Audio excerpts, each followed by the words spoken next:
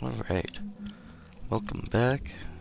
We are waiting for some food to cook, and then we are about to go get a lot of resources using the cart here, and we're about to head off to the data farm.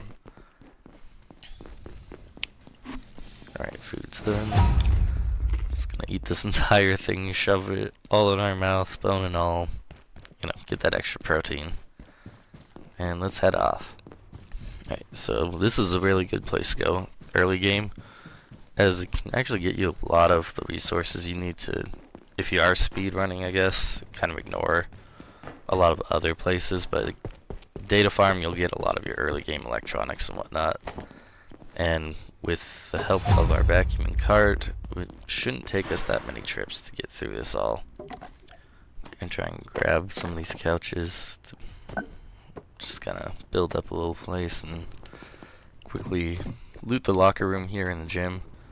This is actually one of the first places we built the base with my wife and friend, and it was a really nice place. The data farm is actually not a bad place to build. Alright, here I'll show you a cool little thing with the vacuum.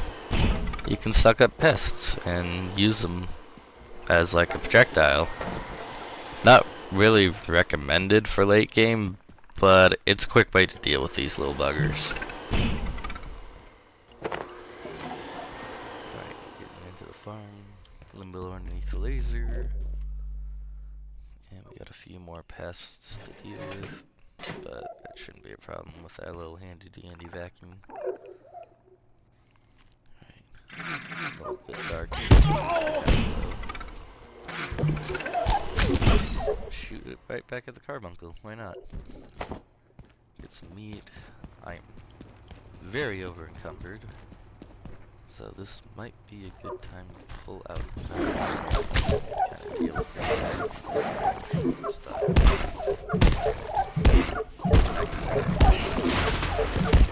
And you die as well. A little annoying bugger, but that's fine. Alright. Just double check to make sure I got everything killed around here.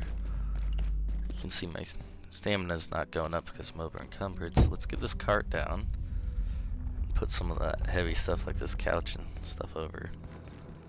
So, not sure why, but a cool little thing is that for some reason, I guess carts are considered a vehicle. So when I'm operating the cart, you can see it says I'm sitting down and resting, which is pretty neat. I think we're just gonna bring this stuff over back to our base real quick because furniture doesn't stack. And once we do that, we'll head back over and actually start collecting supplies because we're gonna need the cart space for actual electronics and whatnot. We'll just speed up some inventory management so that way you guys don't have to see. I'm actually gonna make this little thing. It's called a carbuncle balloon. It's supposed to help with kind of weight management. It reduces the item weight of materials, and we'll make a little bit of makeshift armor as well for myself. Just a little more protection, but some things to help. That couch that we grabbed, we can turn now into a makeshift bed, which come in really handy as it can actually set our spawn point proper. Set some food to go while we finish building and take a little nap, as insomnia sucks a bit, but it's worth the extra skill points. Alright, just getting a few more things here to craft. Alright.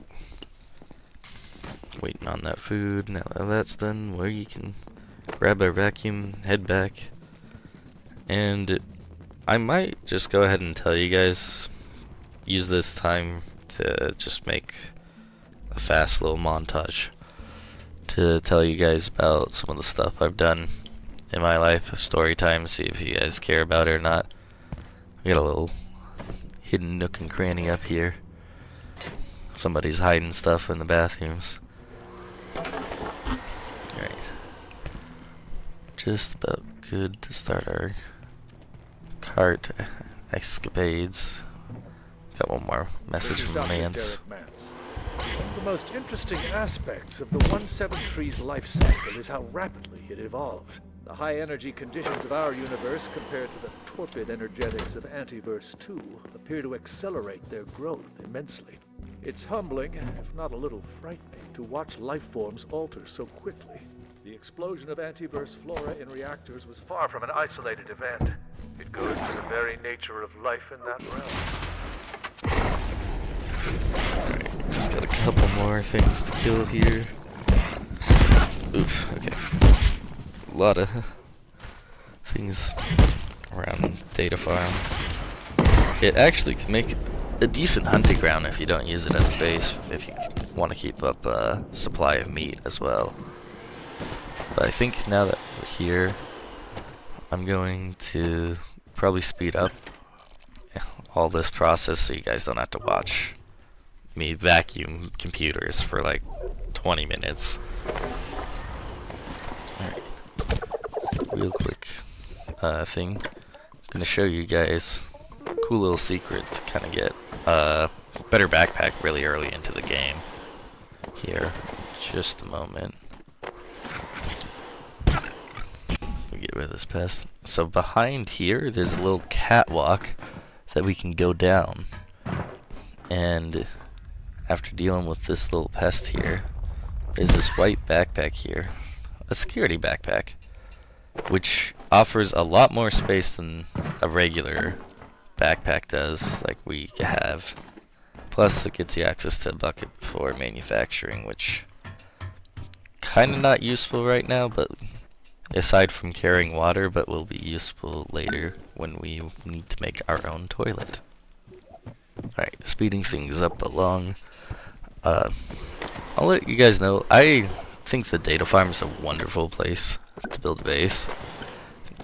We use the cubicles actually as the farming area to kind of separate our crops.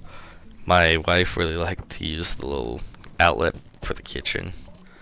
And we even set up, we used like the gym, those locker rooms as a storage area, and then we had the bathroom already made there, so it's actually pretty nice. You can use the cubicles as own personal rooms, and it can kind of help with like organization here. I picked up that makeshift lamp because we can use that later to make a spear. And here we got a couple more terminals here that I'll read off for you. H. So we finally caught one of those dog things. KP called it a peccary until she realized how large it was. I've noticed their behavior is different than in Antiverse 2. She has a theory that the low entropy on the this side makes their biochemistry more potent. They're stronger. It certainly seems more angry. Interesting. Certainly the energy differential is strongly in our favor, but I wouldn't jump to conclusions. We don't know enough. You're behind the times. Apparently the team on level 3 has figured out a way to use the differential in their new power cell design. Catch Mayfield at lunch sometime. She'll talk your ear off about it. Little picture of a peccary. This needs to stop. I'm concerned some of your people have been working extra hours and not returning to the residence sector each evening. I've been hearing some of them have built beds down there. Look, Richard, if they sometimes work a little extra, it's because they want to and a project needs it. A lot of this stuff you can't just walk away from at 6 p.m. It needs to stop, Sarah. The security bots don't have an employee setting. You know, I admire Dr. Regal's work, but sometimes I feel like he doesn't understand the potential of his own research. He was showing me some designs for a vacuum vortex system, and they were impressive, yes. You could draw objects of considerable mass toward you, but when I pointed out that you could also launch it at a high, decent velocity, the math's simple. He didn't seem to have thought of it, though. But what are the actual applications, other than picking up garbage, just firing it at things? Until we try it, how do we know what it's good for? WWF. So do you think WWF wrestling is real, or are they just acting? I don't get it. Why would everyone cheer if it was fake? It depends on how gullible you are. And looks like we got a little picture. The Macho Man, Randy Savage. Alright, let's get back to work. So yeah, overall, I would say it's definitely worth building a cart. It'll save you a lot of time, especially if you're kind of like a loot goblin like me in games. It actually, there is some things you can do if you don't mind the sandbox settings and playing differently. You can increase the item stack size as well as reduce item weight, which makes the game a lot easier in terms of not having to worry about running back and forth to your base to kind of get things settled. It's generally, though, this is a really good first kind of transportation item, as we'll get better backpacks and stuff later on in the game. But yeah, the vacuum also being an extremely useful tool. Highly recommend getting it, as it can be easy pest disposal, as well as you see easily destroying a lot of stuff, saving you weapon durability and things too. But again, this is kind of stuff that the sandbox settings can also really help you with as well in the game. I'm trying to get a locker here so I can get a better chest piece. I'm very much a completionist, so maybe during this series I'm going to probably try and craft at least one of every armor set in the game. And we'll kind of see from there. Gotta juggle some items around. Try and get this last bit of things here.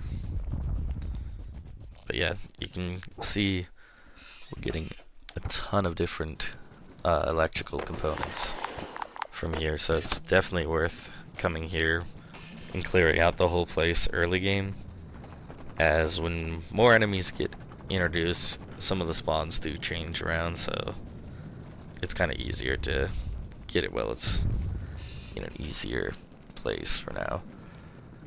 And we return home to drop off our bountiful haul. Just set up a few things. There's only a couple places left that I'll show you guys, and there is an above area for the data farm. It's one that I actually used, me and my wife. My wife actually set up in like the rafters area.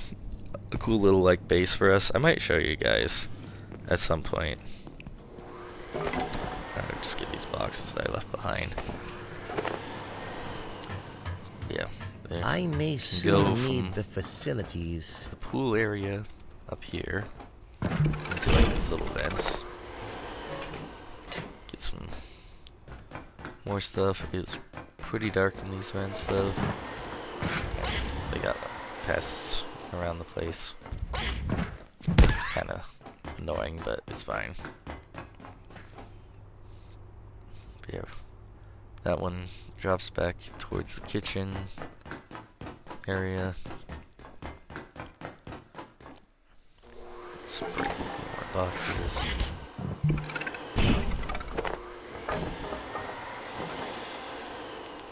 Then here we are up in the rafters. Try to make this jump. This like area up here is also not a bad place to build a base, because it's relatively safe from raids, I believe.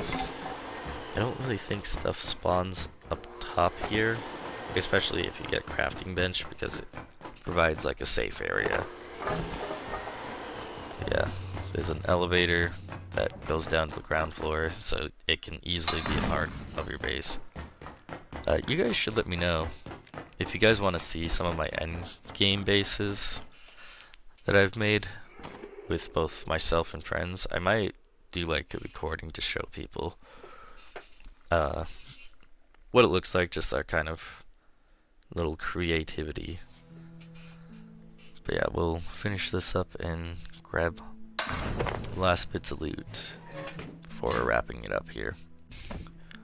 So, kind of put things together, I would highly recommend playing this game with friends, as it can kind of speed things up, especially with different people kind of choosing different roles and whatnot. You would be surprised the creativity people can come up with, and there's a lot of silly stuff and hijinks that go around in this game. But playing it solo is still just as good in my opinion, as you can still get most of the experiences, and honestly there is some like horror, like you see how dark the place kind of gets and stuff. It can really kind of amplify that when you are alone here. And now we bring back our last hull to the data farm, where we're gonna wrap things up here momentarily.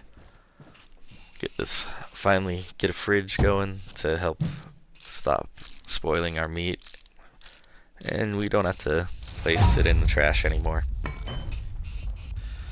But yeah, that I think is gonna wrap us up for this one. We are going to next start venturing up towards Silo 3. So, thanks for everything. We'll see you in the next one.